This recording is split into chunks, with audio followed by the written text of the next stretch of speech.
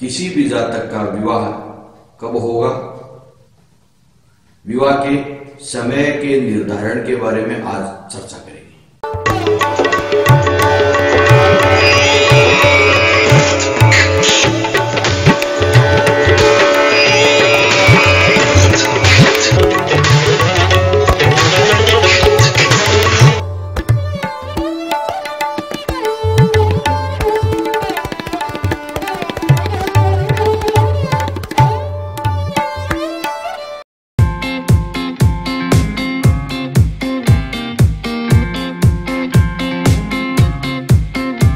नमस्कार, astro park में आपका स्वागत है।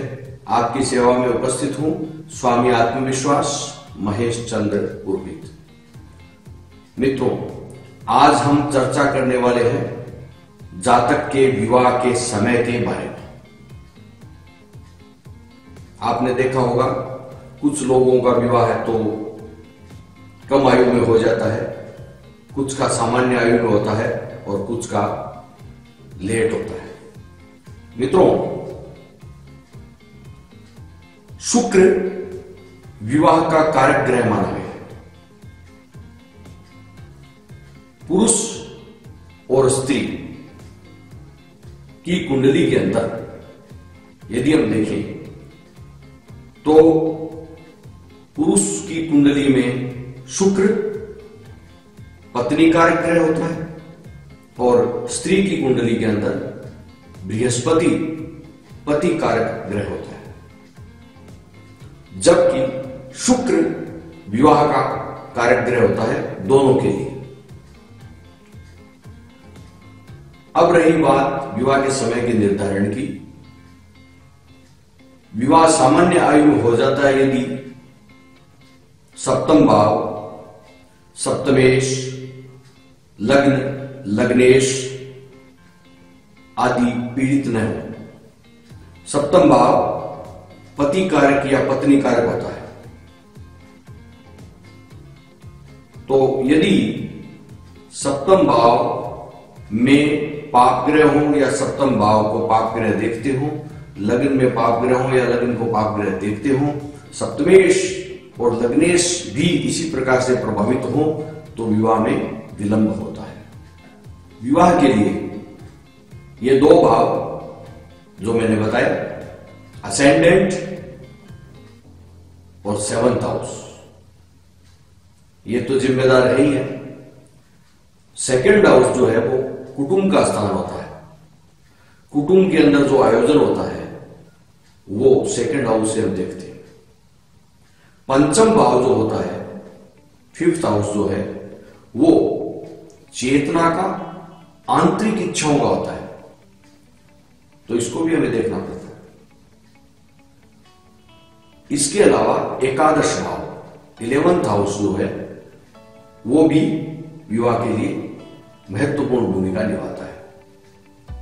तो इस प्रकार से हमें इन भावों को देखना पड़ेगा, इन भावों के स्वामी ग्रहों को देखना पड़ेगा।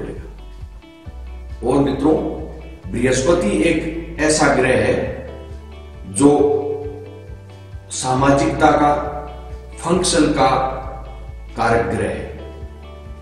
बृहस्पति आयोजन करवाता है, इसलिए बृहस्पति की भूमिका भी इसके अंदर देखनी पड़ती है।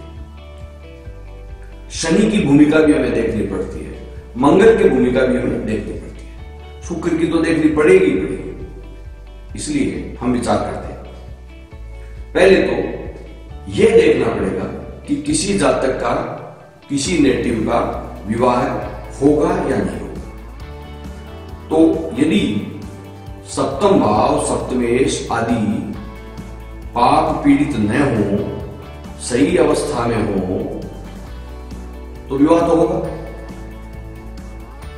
और अब यह देखना पड़ेगा कि विवाह सामान्य आयु में होगा या देरी से होगा। इसके लिए जैसे मैंने अभी बताया, लग्न, लग्नेश, सप्तम भाव, सप्तमेश, ये जो है पंचम भाव, पंचमेश, एकादश भाव, एकादशेश, द्वितीय भाव आदि, ये पीड़ित होते हैं। इनमें से ज्यादा हम देखते हैं सप्तम भाव, सप्तमेश और लग्न, लग्नेश और शुक्र, ये यदि पीड़ित होते हैं तो देरी होती है। पीड़ित का अर्थ क्या है? इन भावों में पाप ग्रहों का स्थित होना। और इस मायने में पाप ग्रह सूर्य, शनि, मंगल, राहु, केतु आदि होते हैं।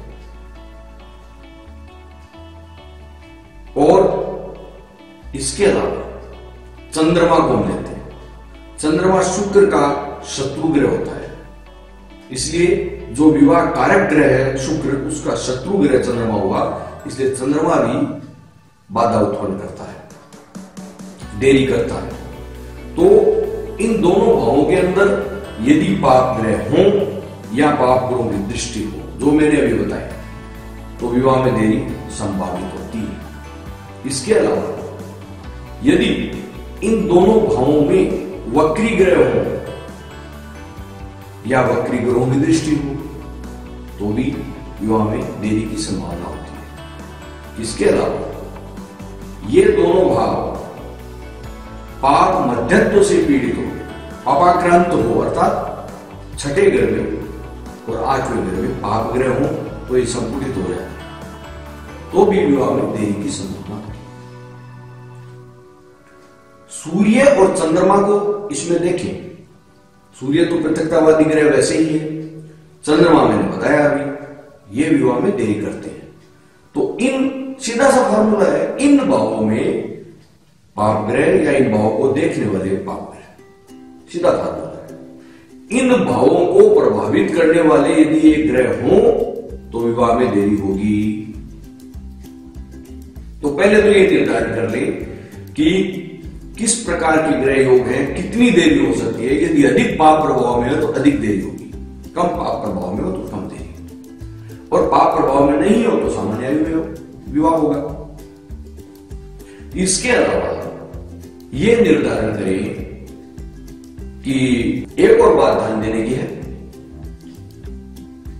विवाह की जो आयु होती है, उम्र, उस उम्र में शुक्र का प्रभाव जातक पर अधिक रहता है, शुक्र का प्रभाव। इसलिए विवाह की आयु होने पर यदि इस प्रकार का गोचर योग हो, महादशा अंतर्दशा हो, तो विवाह होता है। जैसे लग्न लग्नेश, सप्तम भाव सप्तमेश, शुक्र आदि, इनकी महादशा हो, अंतर्दशा हो इस आयु में, और गोचर का नियम हम आपको बताएंगे। गोचर में इस प्रकार का नियम हो जो मैं आगे बताने जा रहा हूं, तो विवाह होता है। तो ये देखें, मैं नियम बताऊंगा। पहले ये देखें कि जातक या जातिका का प्रेम विवाह होगा या अरेंज मैरिज, लव मैरिज होगी या अरेंज मैरिज होगी, इस प्रकार से देखना आवश्यक है। दर्शकों, पंचम भाव हृदय की गहराइयों का होता है, चेतना का होता है।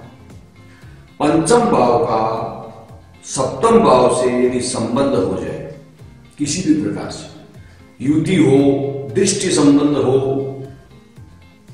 या तो दोनों एक साथ बैठे या एक दूसरे को एक्सपेक्ट करे, दृष्टि डाले, या किसी प्रकार का इनमें परिवर्तन योग हो, एक्सचेंज हो, तो प्रेम विवाह होता है। इसमें नवम भाव को भी लिया जाता है। यदि नवम भाव का भी इनमें संबंध हो तो भी प्रेम विवाह होता है। सातवें भाव के स्वामी ग्रह का इन भावों के स्वामी ग्रहों से संबंध या इन भावों से संबंध हो तो प्रेम विवाह होता है। इसके अलावा नवांश कुंडली को हम देखते हैं। नवांश कुंडली के अंदर सप्तमेश किस राशि में गया है, उसके स्वामी ग्रह के आधार पर भी हम विवाह की आयु निर्धारित करते हैं। अब हम देखते हैं गोचर का क्या नियम है।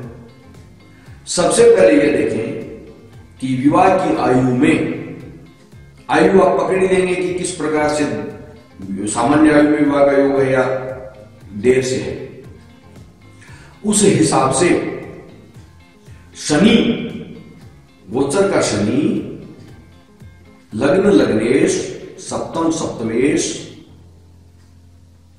पंचम एकादश भाव को यदि प्रभावित करता हो तो वो समय निर्धारित कर ले। चूंकि शनि 2.5 वर्ष एक राशि में रहते हैं, तो 2.5 वर्ष का वो समय निर्धारित हो गया। उसके बाद में बृहस्पति को देखिए, गोचर में बृहस्पति लग्न लग्नेश सप्तम भाव सप्तमेश इनको प्रभावित करता है क्या, और कौन से वर्ष में करता है।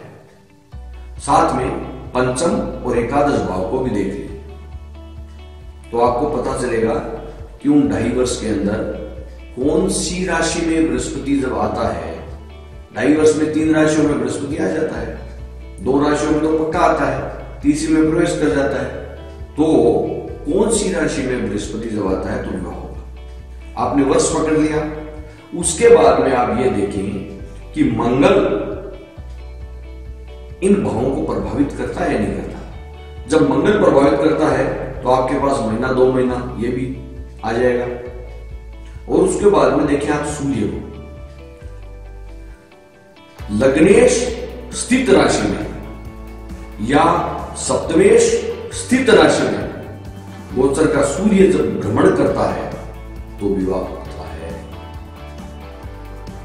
लग्नेश जहां बैठा हो उस राशि में, सप्तमेश जहां बैठा हो उस राशि में, या लग्न में या सप्तम में सूर्य गोचर का भ्रमण करता हो तब विवाह होता है। महीना आप पकड़ सकते हो। इसमें एकादश पंचम आदि को भी देख ले, उनका भी प्रभाव पड़ता है। नवांश कुंडली में भी सप्तमेश कहां है वहां सूर्य आदि का देख ले। साथ में मेरे अनुभव के आधार पर मैं आपको एक बात और बताऊं। आप ये देखें कि बृहस्पति लग्न लग्नेश सप्तम भाव सप्तमेश, प्रबल योग तो यही होता है, लग्न लग्नेश सप्तम भाव सप्तमेश। एक बात मैं आपको बता दूं, महादशा और अंतरदशाओं पर इस विषय के अंदर ज्यादा जोर न दें। यद्यपि विवाह की आयु के समय शुक्र की महादशा सबको आनी आवश्यक नहीं, लग्नेश सप्तमेश की आनी आवश्यक नहीं, अंतरदशा भी आनी आवश्यक नहीं, और आ जाती है कई बार ऐसी चली जाती है। गोचर इसमें महत्वपूर्ण भूमिका निभाता है। इसलिए गोचर का ध्यान दें। गोचर में जन्म लग्न से लग्नेश सप्तमेश लग्न सप्तम भाव, इनमें बृहस्पति की स्थिति या दृष्टि हो, पहली शर्त। पहली शर्त के बाद सूर्य आदि मैंने बताया वो देख लें। एक ध्यान और दें, गोचर के अंदर बृहस्पति का नवांश देखें, वो लग्न के नवांश में कब आ रहा है, सप्तम के नवांश में कब आ रहा है, लग्नेश और सप्तमेश के नवांश में कब आ रहा है। तो बृहस्पति के नवांश के आधार पर आपका और सटीक टाइम पकड़ा जा सकेगा। इस प्रकार से आप विवाह के समय का निर्धारण कर सकते हैं। अब बात यह रही कि राहु और केतु की। देखिए राहु और केतु का संबंध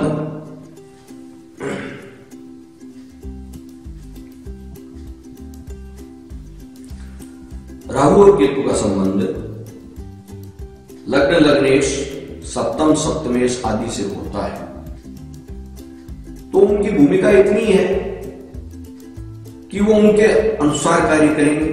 राहु और केतु एजेंट होते हैं, लेकिन वो फल को अकस्मात भुगतान करेंगे, अर्थात चट मंगनी पट विवाह। ये अचानक फल देंगे ना, तो इनसे संबंध होने पर इनका रोल ये है। अब ये पूछने वाली बात यह है कि विवाह किस दिशा में होगा और कितनी दूरी पर होगा। दर्शकों, सप्तम भाव का स्वामी ग्रह पहले तो यह देखिए किस राशि में गया है। यदि वो चर राशि में गया है तो दूर विवाह होगा जन्म स्थान से।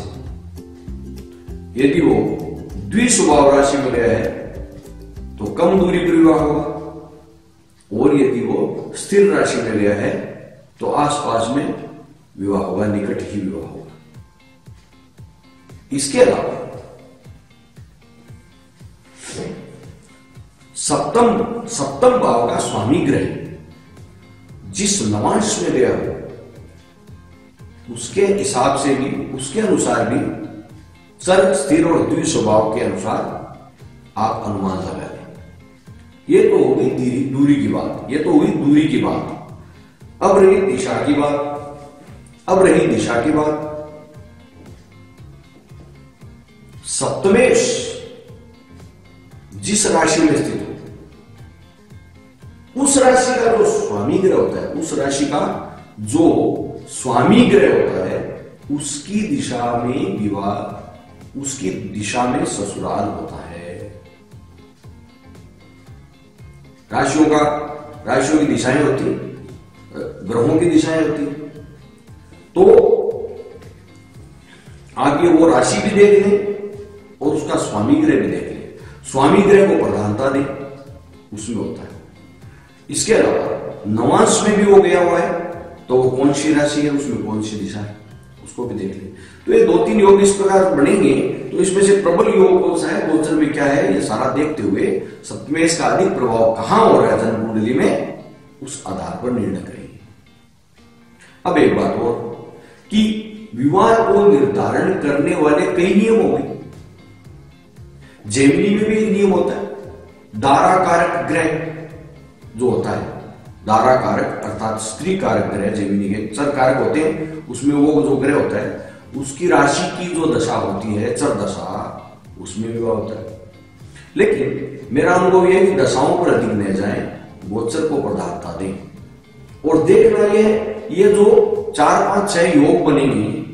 देखो जीवन में जब विवाह की आयु होती है उस समय 1 से अधिक बार योग बनते हैं विवाह के। ऐसे संयोग बनते हैं जहां जिनमें विवाह हो सकता है, 1 से अधिक 3, 4, 5 भी बनते हैं।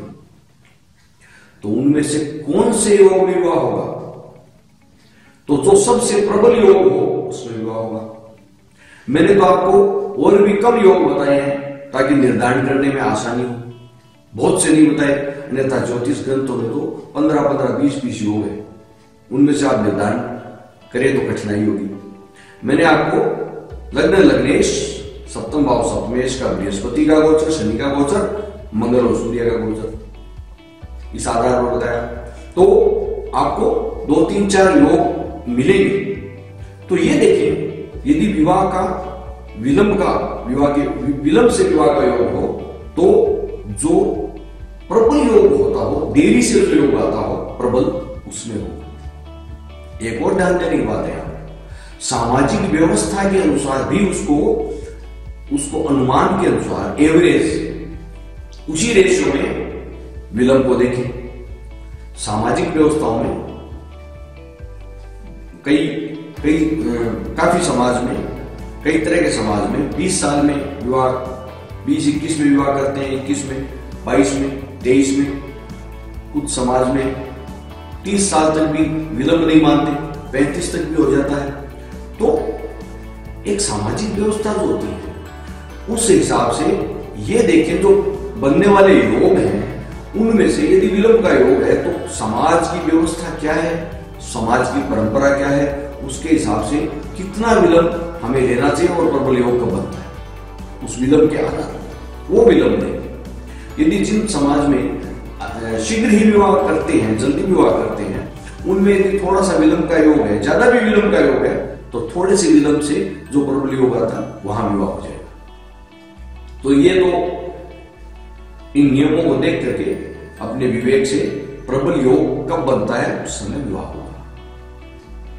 और वैवाहिक जीवन कैसा चलेगा वो एक अलग विषय है, उसके बारे में कभी फिर बात करेंगे।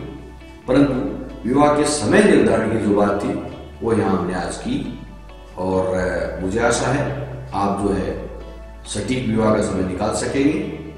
और आप अपना ख्याल रखिए। यदि इस चैनल को अभी तक आपने सब्सक्राइब नहीं किया है तो कृपया कर दें, ताकि नया वीडियो अपलोड होने पर आपको सूचना मिल सके। और यदि ये वीडियो आपको अच्छा लगा, कुछ सारांश आपको लगा इस वीडियो में, तो लाइक अवश्य करें मित्रों, शेयर भी करें। मुझे आज्ञा दीजिए, नमस्कार।